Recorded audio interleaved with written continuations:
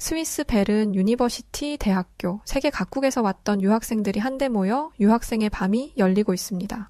세계 각국에서 온 학생들이 학교 생활과 더불어 자신의 나라에 대해 소개하는 시간을 갖고 있는데요.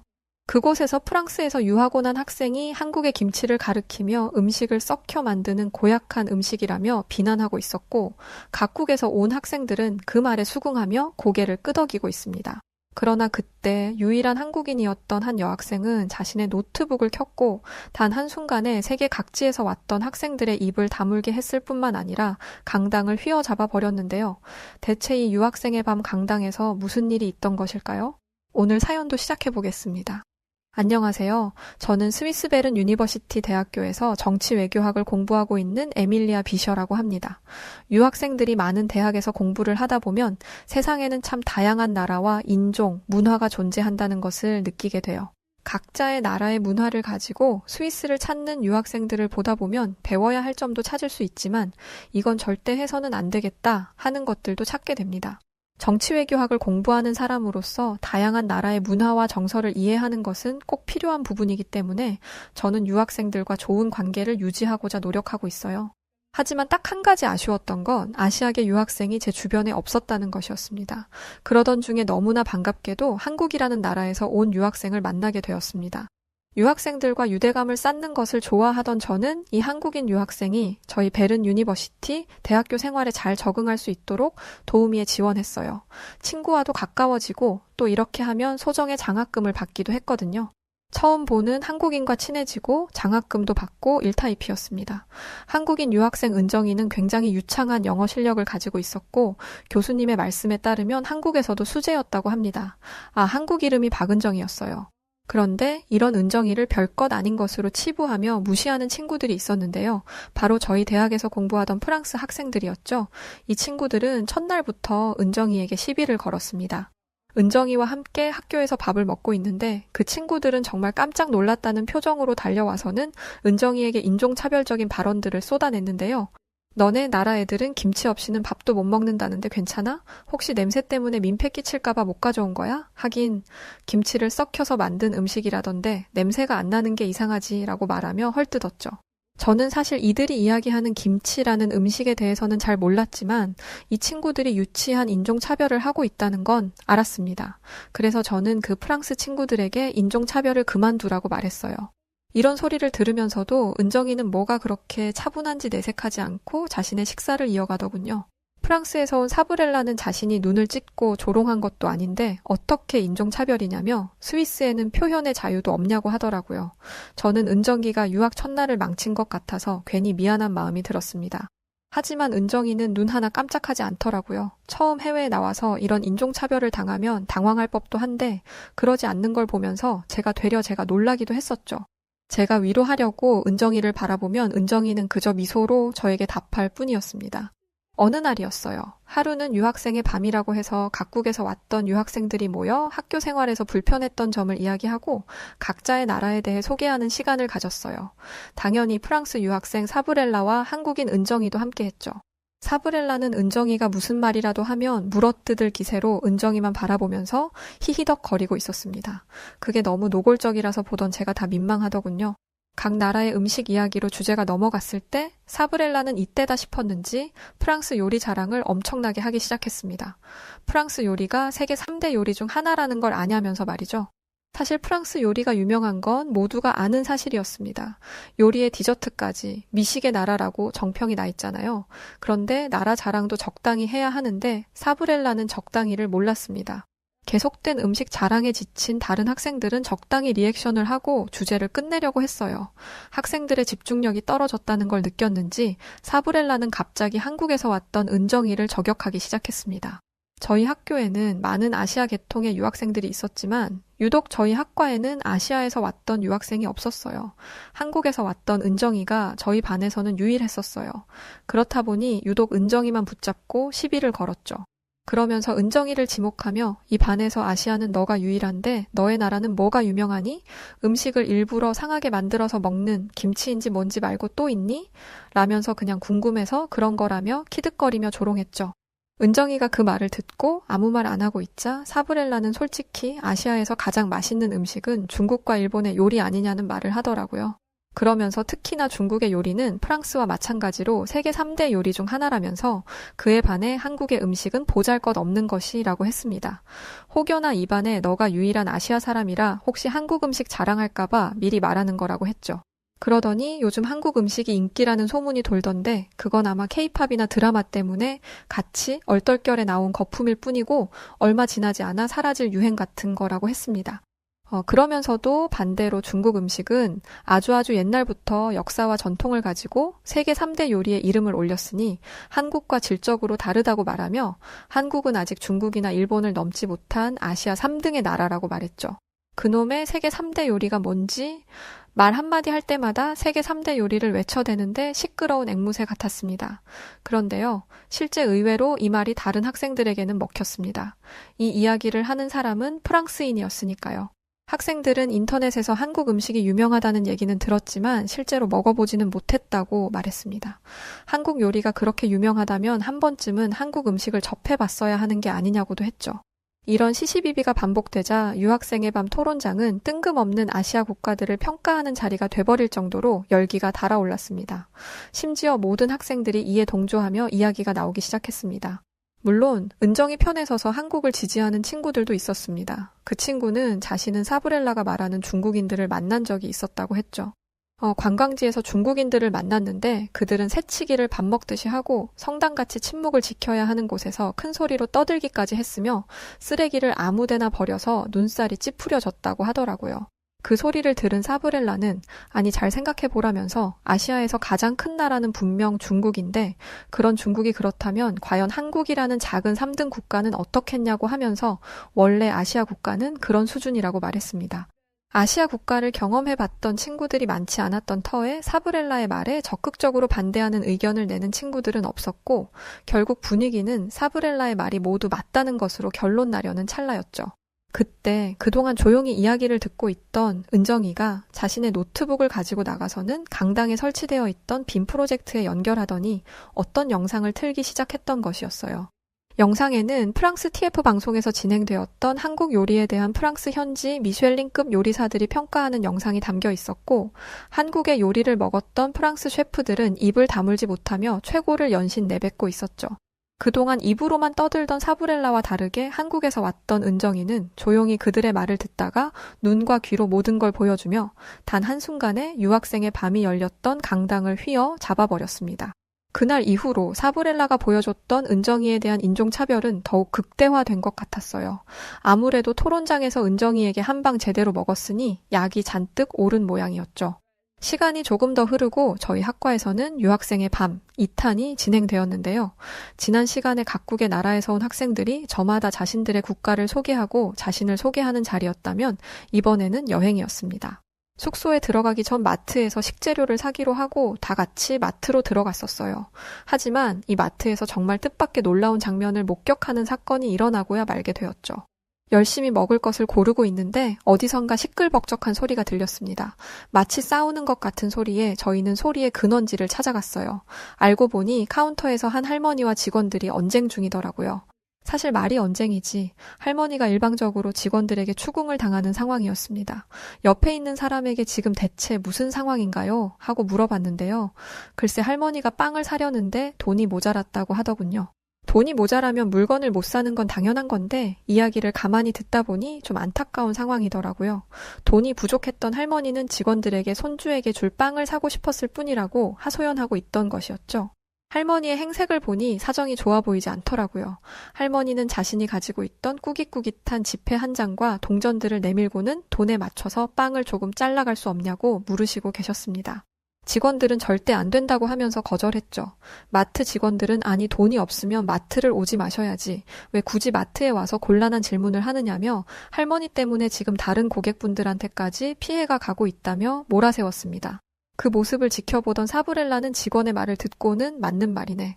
지금 사람들 장보다 말고 아무것도 못하고 구경하기 바쁘잖아.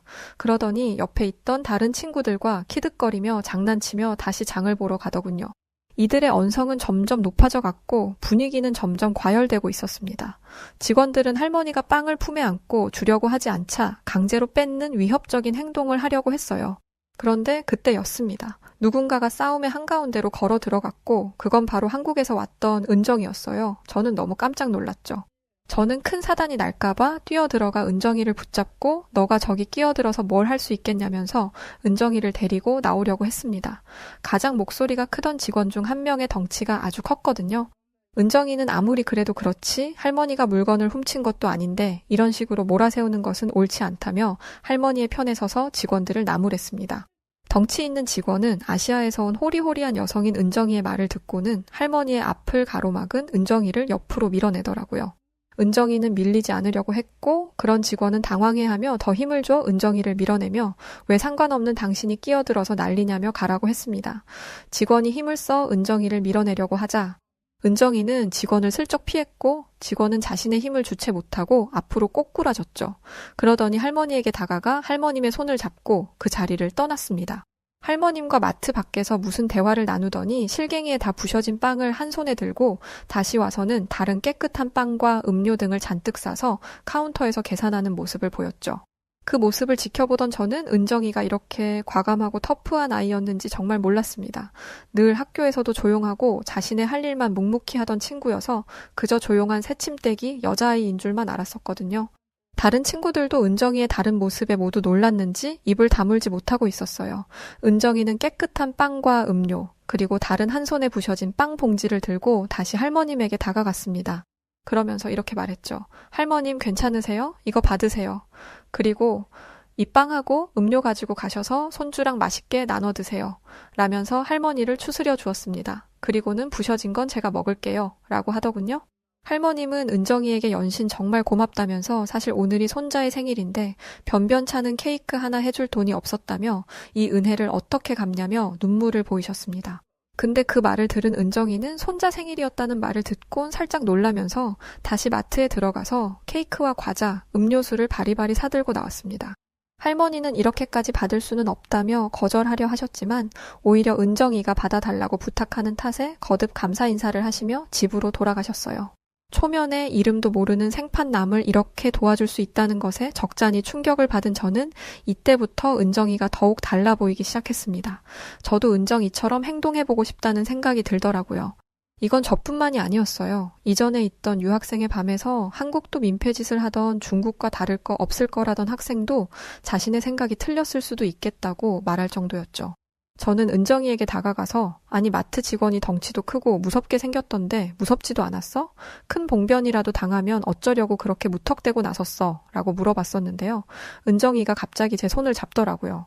은정이가 저의 손을 잡았을 때 저는 정말 온몸에 소름이 돋고 갑자기 밀려오는 부끄러움에 몸둘바를 몰랐습니다. 왜냐하면 저에게 기댔던 은정이는 온몸이 사시나무 떨듯 떨고 있었기 때문이었어요. 왜 그래 괜찮아? 바들바들 떨고 있던 은정이는 저에게 이런 말을 하더라고요. 정말 너무너무 무서웠다고 말이죠. 그러면서도 할머니 손자가 케이크를 받을 수 있게 돼서 정말 다행이라며 나지막하게 말하더군요. 은정이는 그때의 상황이 몸이 떨릴 만큼 두려웠지만 그 두려움조차 물리치고 할머니를 위해 기꺼이 나선 것이었어요. 그래서 저 스스로에게 너무너무 부끄러웠습니다. 또한 그런 은정이의 행동에 감동했었어요. 은정이의 이런 모습에 저를 포함한 다수의 많은 학생들이 은정이에 대해 다시 보게 되었죠. 이 일이 있고 난 뒤 은정이는 친구들 사이에서 완벽한 영웅이 되었고 은정이를 좋아하는 남학생들도 우후죽순 늘어났죠. 그 일이 있고 다음 날 저희는 숙소 뒤쪽에 있는 곳으로 트레킹을 떠났습니다. 그러던 중 한 친구가 발을 삐끗하면서 발목을 다쳤어요. 심하게 다쳤는지 그대로 주저앉아 고통을 호소하길래 곧장 응급실로 향했습니다. 그런데 발목을 다친 친구는 병원으로 가는 내내 병원비 걱정뿐이었어요. 스위스의 물가는 정말 살벌한데 병원비는 더 살벌하거든요. 게다가 스위스 국민도 아니고 유학생이었으니 걱정되는 게 당연합니다. 하지만 병원에 가는 동안 친구의 발목은 실시간으로 부어오르고 있었고 아무리 병원비가 아까워도 치료를 미룰 수는 없다고 생각했어요. 발목을 다친 친구는 병원에 가서 엑스레이를 찍고 의사와 5분 동안 상담했습니다. 의사가 더 정밀한 검사와 치료를 받는 게 어떻겠냐 말했지만 너무 놀랍게도 발목을 다친 친구는 얼음찜질과 보호대를 하는 것으로 만족하기로 했습니다. 이 친구는 영국에서 온 친구였는데 집안 사정이 넉넉하지 않았다고 합니다. 이렇게만 했는데도 병원비가 한국 돈으로 210만 원이 나왔으니 뭘 더 할 수 있는 게 없었죠. 아주 다행히도 얼음찜질을 하면서 푹 쉬니 붓기가 가라앉더라고요. 물론 친구는 여행 내내 아무것도 못하고 숙소에 있어야 했지만요. 게다가 여행 이후에도 한 달 동안 제대로 걷지 못해 고생했습니다. 발을 세게 구르기라도 하면 발바닥을 통해 통증이 다리 전체부터 허리까지 타고 올라오는 바람에 걸음걸이도 현저히 느려졌습니다. 시간이 흘러 학기가 끝났고 저희는 여름방학 계획을 세우고 있었어요. 은정이와 함께 국내 여행을 좀 해볼까 했는데 한국에서 머물 예정이라고 하더라고요. 그래서 은정이에게 함께 한국에 가도 되겠냐고 물어보았습니다. 그러자 다른 친구들이 더 와서는 자기들도 데려가라고 하더라고요. 은정이가 학교 학생들 사이에서 엄청난 인기를 가지고 있었기 때문인지 모두가 은정이와 함께 시간을 보내고 싶어 했기 때문입니다. 은정이는 흔쾌히 저희들의 부탁을 들어주었습니다. 그렇게 신나게 여행 계획을 짜고 있는데 다리를 다쳤던 영국 친구 올리브가 자기도 한국으로 갈 때 같이 가면 안 되냐고 하더군요. 솔직히 저는 올리브와 함께 가고 싶지 않았습니다. 조금 미안한 말이지만 다리 다쳐서 걷는 것도 힘들어하는 사람과 어떻게 여행을 할 수가 있겠어요. 여행을 가면 많이 걸어야 할 테고 액티비티 한 것들도 많이 하게 될 텐데 어떻게 함께 다닐 수 있냔 말이죠. 하지만 한국에 가게 된 것도 은정이 덕분이었다 보니 은정이의 의사가 중요하다고 생각했습니다. 은정이는 고민하는 듯 보였어요. 역시 아무리 이타적이고 사람 돕는 걸 좋아하는 은정이라도 이건 좀 힘든 고민이었겠죠. 올리브도 이걸 알았는지 절대 폐를 끼치지 않을 거고 혹시 아파서 힘들다면 가만히 숙소에 있을 테니 자신도 꼭 데려가 달라고 부탁했습니다. 알고 보니 올리브는 한국 가수들에게 관심이 많더라고요. 그러다 보니 한국에 대한 동경심도 커졌을 테고 그래서 한국에 가고 싶어 하는 것이었습니다. 잠시 고민하던 은정이는 아주 잠깐이지만 올리브의 다리를 보았습니다. 그래서 당연히 거절할 줄 알았어요. 그런데 은정이는 올리브에게 함께 가자고 말하며 비행기 스케줄을 알려주었습니다. 아니 대체 왜? 저는 은정이의 결정을 이해할 수 없었어요. 굳이 저 친구와 다니면서 불편함을 감수할 이유는 없잖아요. 하지만 은정이가 그 불편함을 감수하고 한국에 가기로 한 이유는 한국에 도착한 지 얼마 되지 않아서 바로 알 수 있었습니다. 은정이와 올리브는 자기들끼리 무언가를 계획하는 듯 했습니다. 그리고는 한국에 도착하자마자 자신들은 병원에 간다고 하더라고요. 여행을 와서는 갑자기 웬 병원? 저는 비행을 하면서 두 사람의 몸에 문제라도 생긴 줄 알았습니다. 제가 걱정스럽게 물으니 은정이는 올리브와 함께 정형외과를 간다고 했어요. 이유는 바로 올리브의 다리 때문이었죠. 저를 비롯한 친구들은 깜짝 놀랄 수밖에 없었죠. 아니, 스위스에서도 비싸서 못 간 병원을 한국에 와서 간다는 게 말이 되나요?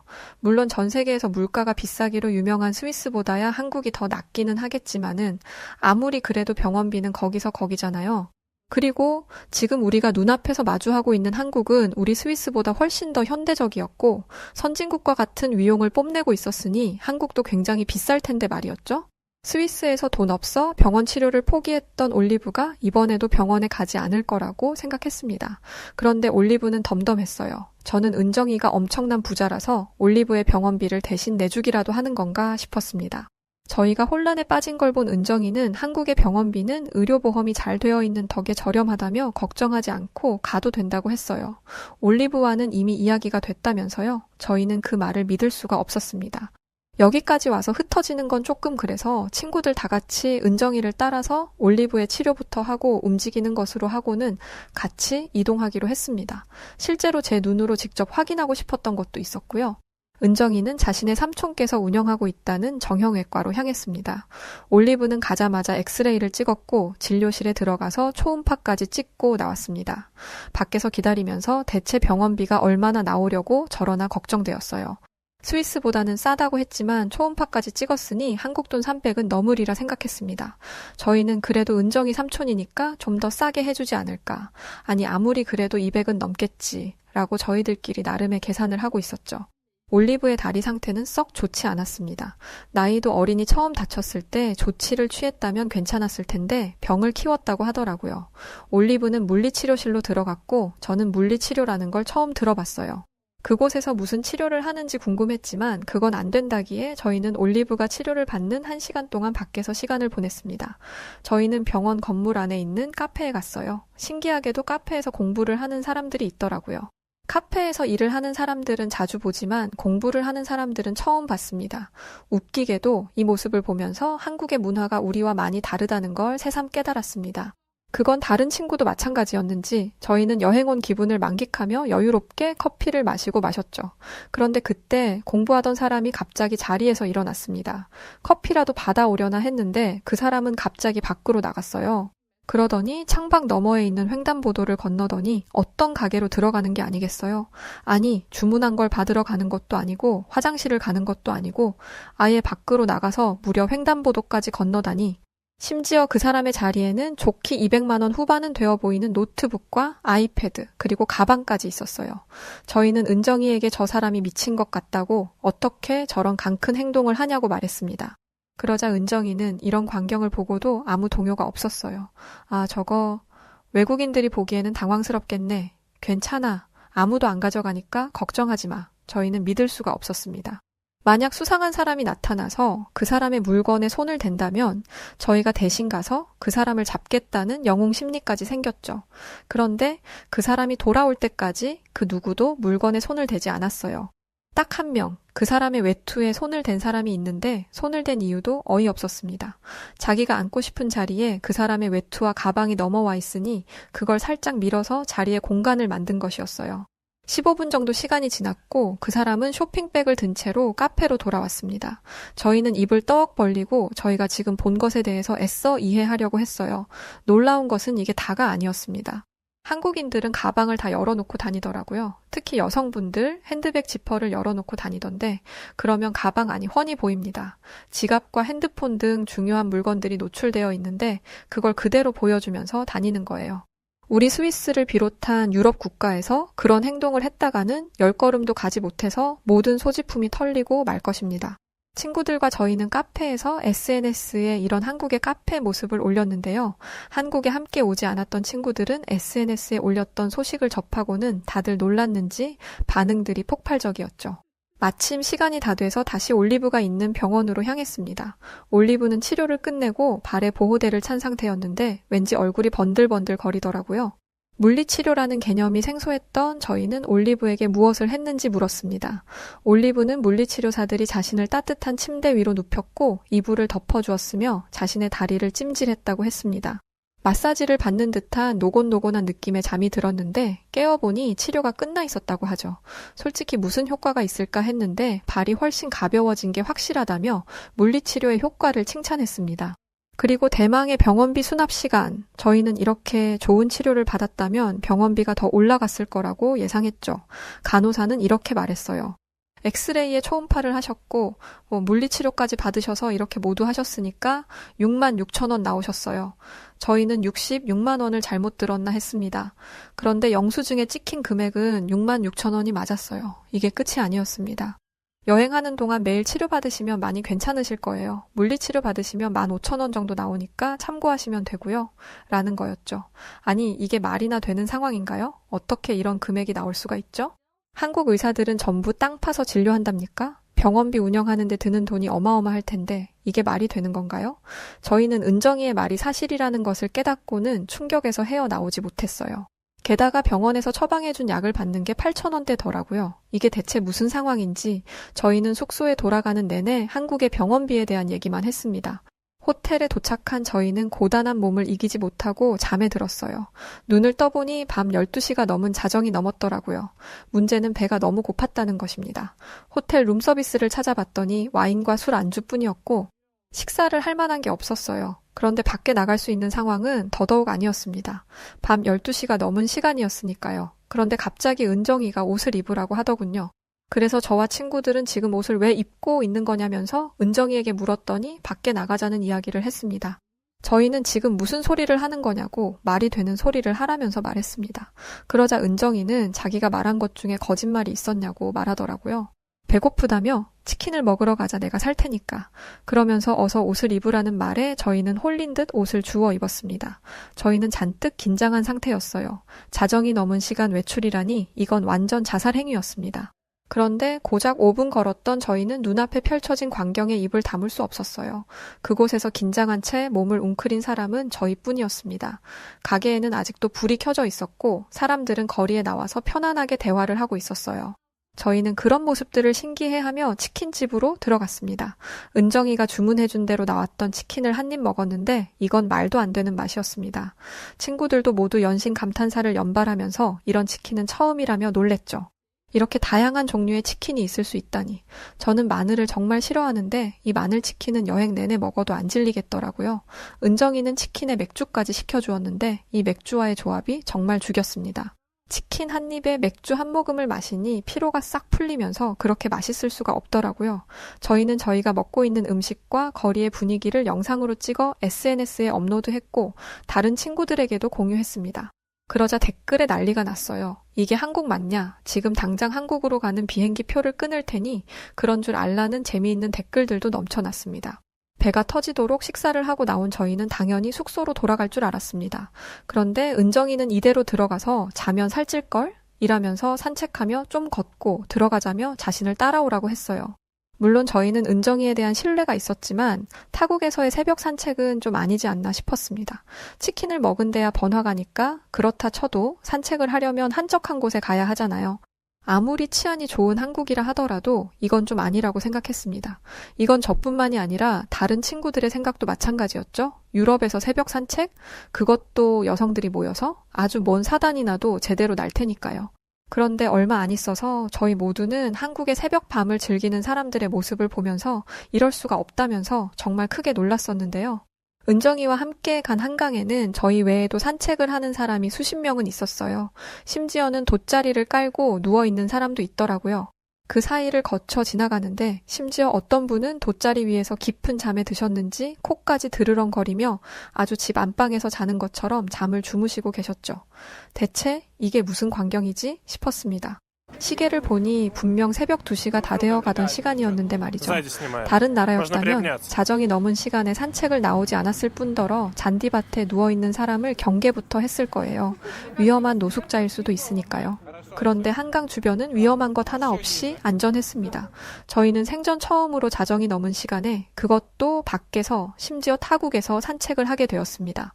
밤늦게 하는 산책은 선선하니 바람도 불고 여유롭고 좋더라고요. 그리고 며칠 뒤 한국에서의 생활이 조금 익숙해졌을 때쯤 사거리에서 길을 건너고 있었습니다. 그런데 리어카를 끌고 가던 한 할아버지가 넘어지시면서 그만 폐지가 쏟아지고 마셨어요. 그때 저희는 정말 놀라운 장면을 목격하게 되었는데요. 은정이는 고민조차 하지 않고 할아버지에게로 향했는데 저희가 놀란 건 수십 명의 한국인들이 너도 나도 할 것 없이 우르르 할아버지께 뛰어갔었기 때문이었죠. 초등학생으로 보이는 어린아이부터 남성, 여성, 연세가 있어 보이던 지긋한 노인분들까지 누가 뭘 할 것도 없이 길에 나뒹구는 폐지를 줍는데 도움을 주었습니다. 누군가는 할아버지를 일으키며 괜찮으시냐고 묻고 있었고 다들 아는 사람들인 것처럼 폐지를 주워다 리어카에 담고 있더라고요. 그런데 저를 더 놀라게 한 것은 한 고등학교 여학생의 용기 있는 행동이었습니다. 할아버지가 넘어진 곳은 사거리 한가운데였는데 그 학생은 도로에 서서 할아버지 쪽으로 오는 차들을 막아섰었기 때문이었죠. 저 가녀린 몸으로 교복을 입고 저런 용기 있는 행동을 하다니 저보다 훨씬 어린 학생이었지만 정말 존경스러운 마음이 들었습니다. 과연 나도 저렇게 할 수 있을까라고 생각해보니 그러기 어렵겠다는 결론을 내리게 되었어요. 그 학생의 모습을 보는데 스위스에서 보았던 은정이의 모습이 보였습니다. 불의를 참지 않고 약자를 돕던 그 모습이요. 한국에서는 저에게 수많은 놀라움을 안겨주었지만 저를 가장 놀라게 했던 것은 한국인들의 인성과 시민의식이었네요. 누군가에게 선뜻 도움의 손길을 내미는 게 얼마나 어려운지를 알기 때문에 저는 한국인들을 더더욱 존경하게 되었습니다. 영웅은 먼 곳에 있지 않더라고요. 스위스로 돌아갈 때 올리브는 놀라울 정도로 다리가 좋아졌습니다. 이젠 가볍게 뛰는 것도 괜찮다고 하더라고요. 그제야 알게 된 건데 올리브가 한국에 가고 싶다고 했을 때 은정이가 올리브의 다리를 본 건 이 기회에 올리브의 다리를 치료할 수 있을 거라고 생각했기 때문이래요. 올리브가 계속 통증을 호소하는 걸 보면서 마음이 아팠다고 하더라고요. 한국에 가면 치료할 수 있을 텐데 라는 생각을 늘 하고 있었는데 이렇게 도움이 되어서 참 다행이라고 합니다.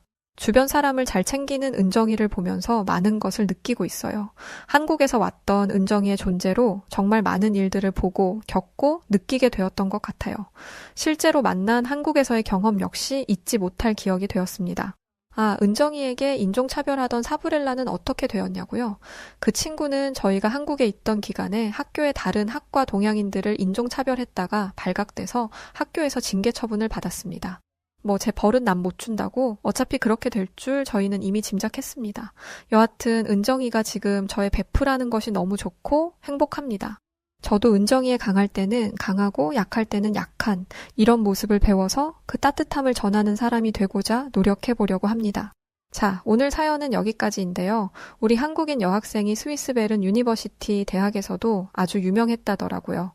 여하튼 오늘은 은정 씨를 만나 한국과 인연을 가졌던 에밀리아 비셔 씨의 에피소드를 담은 사연이었습니다. 사연 어떠셨나요? 재밌게 들으셨다면 구독과 좋아요, 알림 설정 부탁드리고요. 그럼 지금까지 다양한 해외 사연들을 전달해드리는 여우튜브 송은지였습니다. 아, 그리고 저희 회사에 새로운 성우님께서 합류하시게 되었어요. 실제로 지금 아나운서이시기도 한데요. 아마 다음 주부터 그분의 목소리를 들으실 수 있을 것 같아요. 짧게 소식 드리고 그럼 더 좋은 영상으로 찾아뵐게요. 고맙습니다.